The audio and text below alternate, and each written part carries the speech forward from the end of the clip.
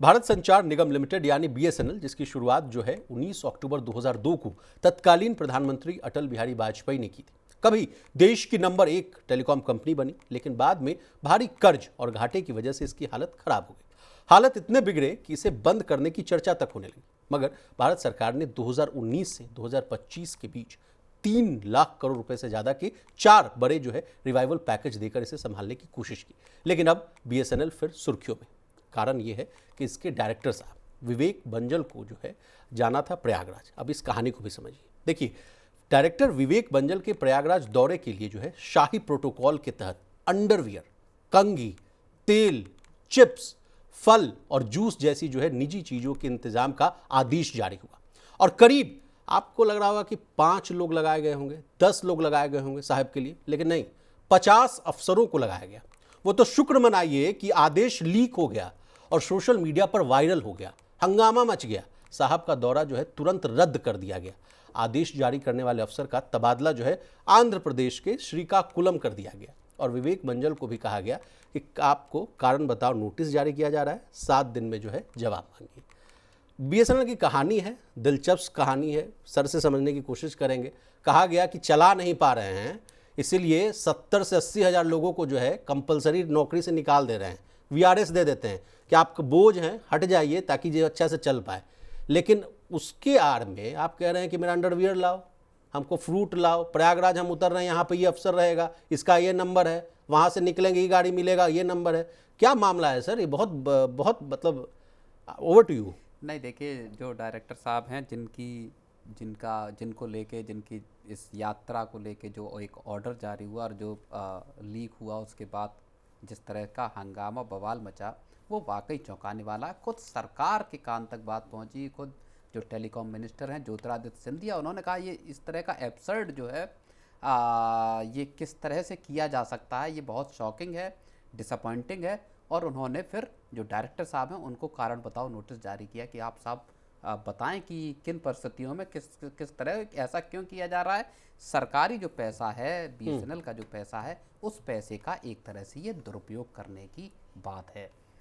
लेकिन ये विशाल सिर्फ और सिर्फ एक वानगी भर है जो ये बताता है कि एक दौर में हमने देखा कि सरकारी कंपनियां डूबी, सरकारी कंपनियां लॉस में गईं, और उसकी जड़ में जब पता चलता है तो इसी तरह की घटनाएं संभवतः रही होंगी जो आज बीएसएनएल के साथ है। आप समझिए कि लंबे चौड़ी सरकार की कोशिशों के बावजूद बीएसएनएल जैसे तैसे रिवाइवल की एक पटरी पर नजर आ रही है जी। शायद आगे हो पाएगा या नहीं हो पाएगा, ये भी लक्षण तो नहीं लग रहे सर, लक्षण नहीं लग रहे। अंडरवियर लाओ, फ्रूट लाओ, मेरी है खिदमत करो, इसमें ज्यादा लोग जुड़े हुए हैं। बिल्कुल, जो अफसरशाही, जो राजा बनने की जिसे बात कही जाती है, फ्यूडल माइंडसेट। हाँ, कि हम साहब चूंकि इतने बड़े पोजीशन पे हैं तो हम क्यों ना जो इतना बड़ा अमला है उसका पूरा इस्तेमाल किया जाए, क्यों ना जो पैसा आपके डिस्पोजल पे है उस पैसे का अनाप शनाप दुरुपयोग किया जाए।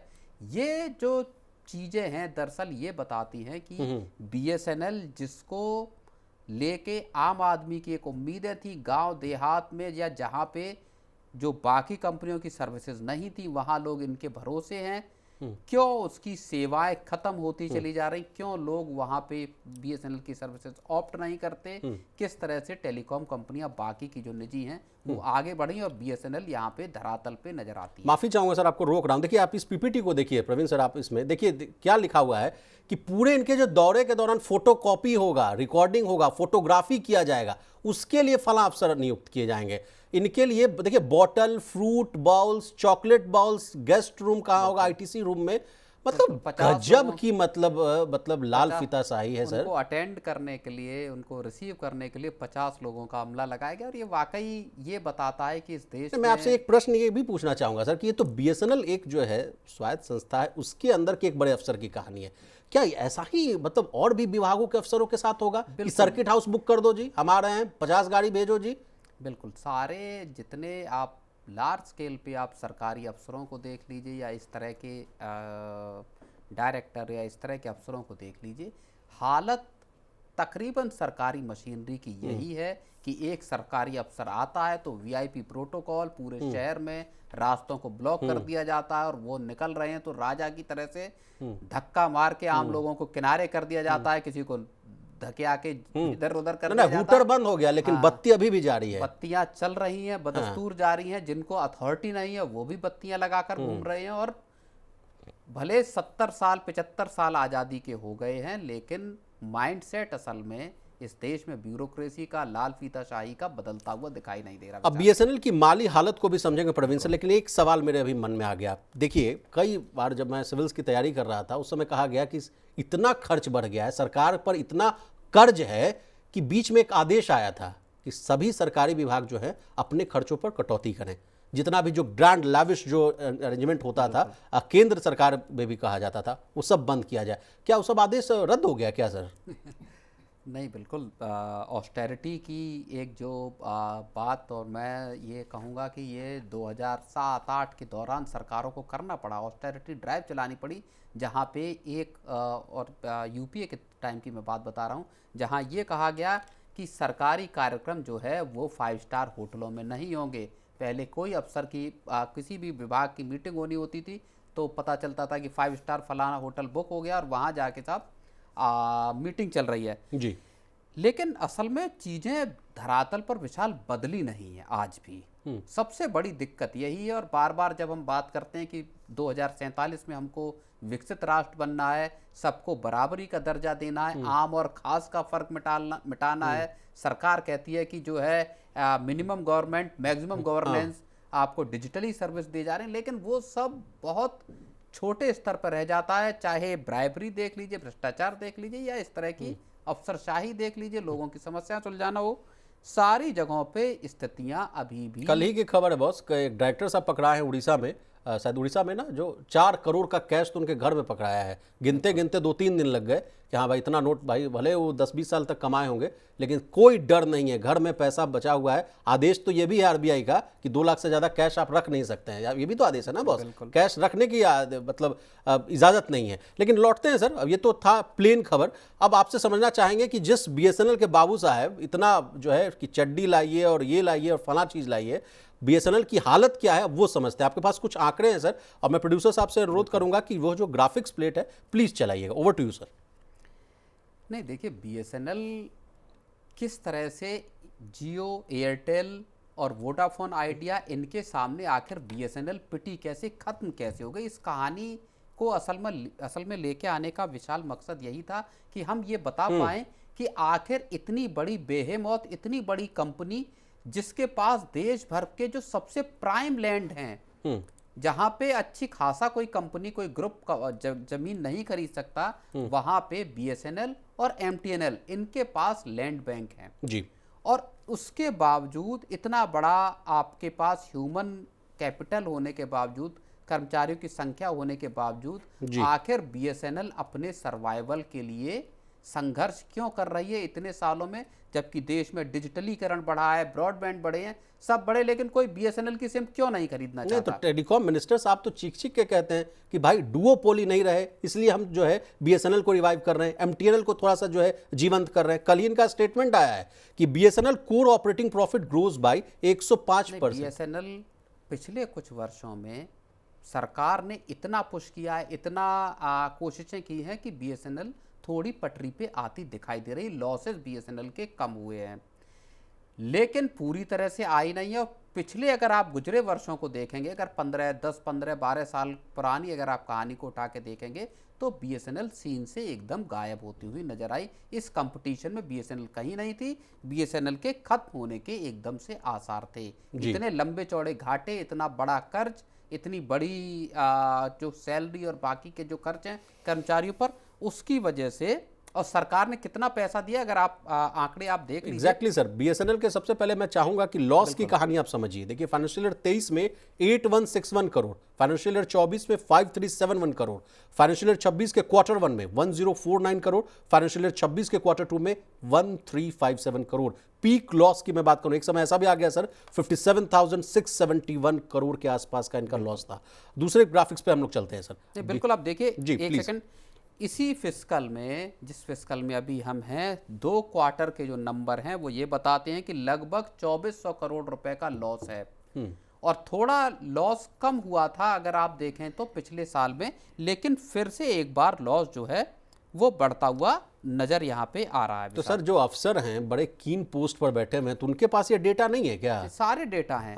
और बीएसएनएल की मैं आपको बताऊं, बीएसएनएल की आप जो देश भर में बिल्डिंग्स हैं, ज़्यादातर के उनमें हाल खराब हैं। ज़्यादातर में अगर आप सर्विसेज के लिए जाइए तो वहाँ आपको रिस्पॉन्स मिल रहा, वहाँ आपका काम होना तकरीबन आप समझिए कि बहुत आसान नहीं है। बीएसएनएल ठीक उसी तरह से काम करती है जिस तरह कोई सरकारी विभाग काम करता है, जहाँ आप जाएंगे तो एड़ियाँ रगड़ लीजिए लेकिन आपके काम ना हो। तो फिर ऐसा क्यों व्यवहार, जब उनको पता है कि हम इतने घाटे में हैं, तो क्या कौन पे करे? टैक्स पेयर्स के पैसे से चड्डी आएगी क्या?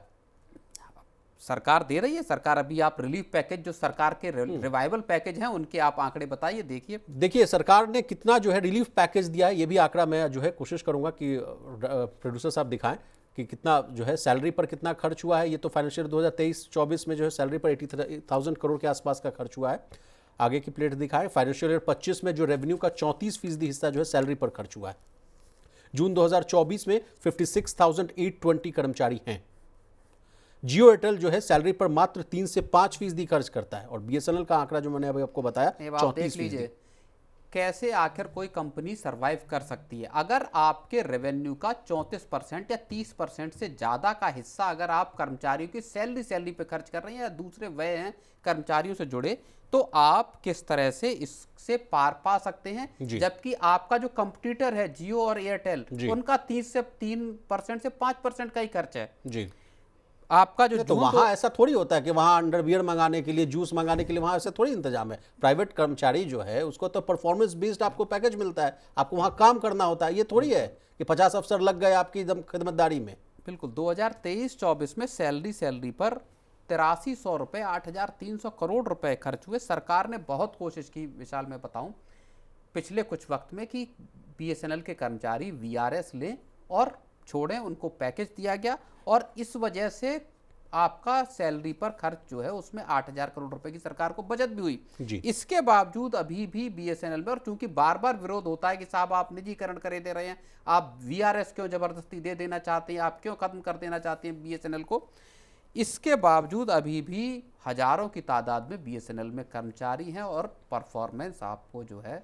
अब आप जो जिस बात की आप बात कह रहे थे सर कि रिलीफ पैकेज कितना मिला, देखिए सरकार से पैसा मिल रहा है और अफसर जो हैं मौज मार रहे हैं। फाइनेंशियल ईयर 19 का है 69,000 करोड़, फाइनेंशियल ईयर 22 में 1,64,000 करोड़, 23 की बात कर रहा हूं 89,000 करोड़, फाइनेंशियल ईयर 25 में 6,982 करोड़ का केपेक्स यानी और पैसा दिया गया एडिशनल, कि भैया आपको नहीं पूर्ति हो रही है और चड्डी मंगवा लीजिए और फ्रूट जूस मंगवा लीजिए और तमाम चीज मंगवा लीजिए। अब तक देखिए 3.2 लाख करोड़ रुपए का इनको जो है रिलीफ पैकेज मिला हुआ है। लेकिन क्या किया जा रहा है, अफसर को कहा जा रहा है कि वीआरएस ले लो, हम मौज काटेंगे आपको सर्विसेज के नाम पर। बीच में एक और कहानी आ गई मुझे याद सर, कई लोगों ने जो है टैरिफ प्लान महंगा हुआ, लोग ने सोचा कि चलिए भाई बीएसएनएल चल देते हैं। इनके पास वो सुविधा नहीं है कि जो अपने सब्सक्राइबर्स हैं, व्यूअर्स हैं, उनको ये रिटेन कर सके। हालत ऐसी होगी कि ऐसी बात नहीं है कि सरकार के पास असल में इस बात की या बीएसएनएल के इनएफिशिएंट होने की बात सरकार के कान में नहीं है, और सरकार लगातार तब से दबाव भी बनाए कि बीएसएनएल एफिशिएंट बने, मार्केट में जियो, एयरटेल, वोडाफोन, आइडिया जैसी कंपनियों से compete कर सके। और इसीलिए जब 2024 में के अगस्त में जब टैरिफ हाइक हुए थे, तो सरकार ने उस वक्त इस तरह के प्रयास किए थे कि अब इस रेस में बीएसएनएल आ जाए, और तब बहुत सारे लोगों ने अपने सिम पोर्ट कराए, नए सिम खरीदे तो बीएसएनएल के खरीदे, लेकिन आपका ना 4G उतना ऑपरेशनल है और 5G में तो आप अभी हैं ही नहीं। तो तब से सरकार लगातार पैसा इस बात के लिए दे रही कि आप जल्दी से जल्दी अपने 4G और 5G पूरे के पूरे सिस्टम को लगा दें। लेकिन अभी एक बार की जो चर्निंग हुई उस वक्त के बाद, उसके बाद जब स्टैग्नेंट हुआ मार्केट, तो फिर बीएसएनएल पिछड़ती हुई नजर आ रही है, फिर नए सब्सक्राइबर के एडिशंस का मामला यहाँ लटका हुआ बेचारा। चलिए, मैं प्रोड्यूसर साहब से अनुरोध करूंगा कि जो लास्ट वाली जो चिट्ठी है वो भी दिखाइए। एक दिन के अंदर ही सर पूरा खेल ही पलट गया। एक चिट्ठी ये आ गई, कहा गया कि भाई जो आदेश वादेश जो दिए हो सब तुरंत रद्द वद्द करो और अपना दौरा वौरा सब कैंसिल करो, और उसके बाद जो है इनको कर। देखिए, ऐसे अफसर सरकार की भी किरकिरी कराते हैं। सरकार की मंशा असल में ये नहीं है कि कोई अफसर या अधिकारी इतना लाव लश्कर लेकर इतने रॉयल, इतने शाही इंतजाम अपने लिए करे। ये कुछ अफसरों की या कुछ इस तरह की कामों से सरकार की दरअसल किरकिरी होती है। सरकार ने एक तरह से अब कहें कि पूरे मामले को डैमेज कंट्रोल करने के लिए, आखिर किरकिरी सरकार की हो जाती है ना, मिनिस्टर साहब को बोलना पड़ेगा। अफसर की तो किरकिरी जो है सो है, लेकिन पूरी की पूरी ऐसे मामले में लेकिन सर अफसर का कुछ नहीं होता है भाई, संट पोस्टिंग हो जाती है। आपको कहा जाता है जी केरल भेज दिया। ये सरकार, देखिए अब यहाँ विषय जो है वो थोड़ा इतर चला जाता है जी, कि आखिर इस देश में जो नौकरशाही है, अफसरशाही है, उसकी अकाउंटेबिलिटी क्या है। और इस बात को ये इस वजह से उठता, जैसा आपने जिक्र किया कि साहब किसी अफसर के घर 4 करोड़ पकड़े गए, किसी अफसर के घर कुछ पकड़ा जाता है, किसी और अधिकारी घर जले हुए नोट मिलते हैं। उन सबके चीज़ों के बावजूद, तमाम विजिलेंस और इन सब चीज़ों के बावजूद, लोकायुक्त के बावजूद, रिश्वतों का सिलसिला ख़त्म नहीं, भ्रष्टाचार का सिलसिला ख़त्म नहीं, राजशाही ख़त्म नहीं हुई। सरकार ने ये तय नहीं किया कि इस तरह के जो करप्ट लोग हैं, अफसर हैं, उनसे निपटना कैसे है।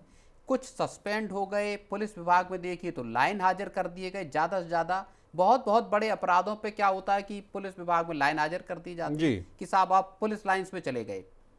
बहुत हुआ तो सस्पेंड किया गया, अदरवाइज कोई एक्शन नहीं है।